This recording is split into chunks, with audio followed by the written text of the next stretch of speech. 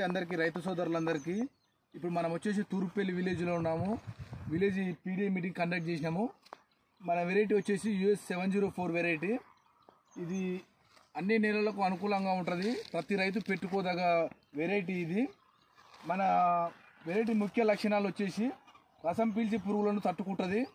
మన పెద్ద సైజు కాయ ఉంటుంది.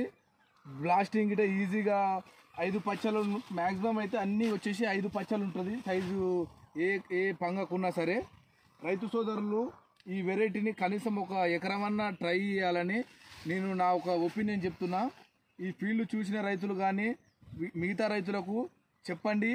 ఈ యొక్క US 704 వెరైటీ కొత్తగా వచ్చింది. కొత్త వెరైటీ మంచి అన్ని అనుకూల పరిస్థితులు ఉన్నాయి.